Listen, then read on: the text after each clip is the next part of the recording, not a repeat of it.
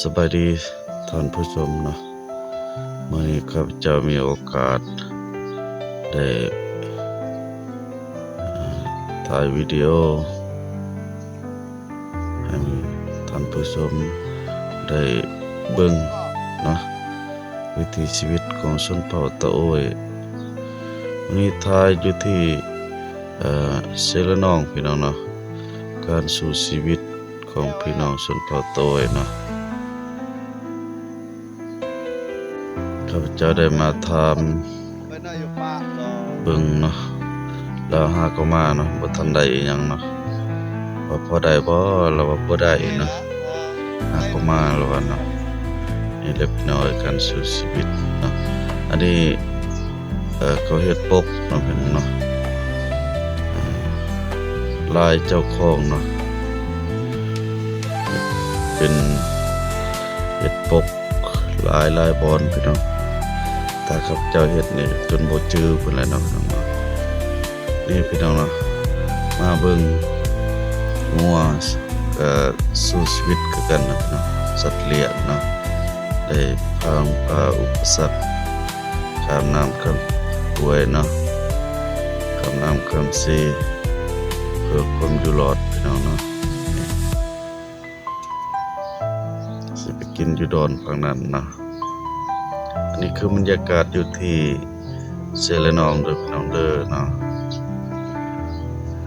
พี่น้องได้รับรู้ได้เห็นเนาะ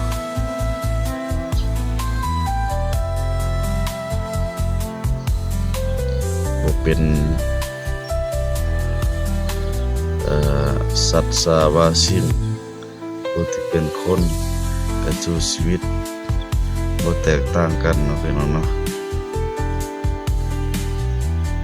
เพื่อความอยู่รอดเนาะนี่คือวิถีชีวิตของสัตว์เลี้ยงเนาะพี่น้องเนาะอันนี้ก็ผู้เจ้าของเพิ่นผู้เลี้ยงเนาะนำคนดองน้องเนาะการสู่ชีวิตระหว่างคนกับสัตว์ก็บ่แตกต่างกันหยังเนาะพี่น้องเนาะคนอยู่รอดนี่เบิ่งพ่อใหญ่อันนี้เพิ่นก็เฮ็ดตัวนี้พี่น้องเนาะเพื่อจะหาปลาคือกันเนาะพี่น้องเนาะเป็นเฮ็ดคาบ่คือสิเป็นคานี่แหละเปิดเนาะข้าพเจ้าก็บ่จักคือกันเนาะ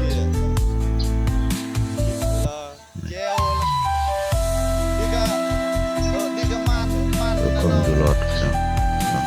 การสู่ชีวิตการทำมาหากินของคนบ้านนอกบ้านนาเนาะ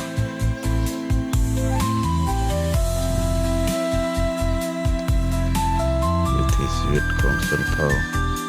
เพื่อความอยู่รอด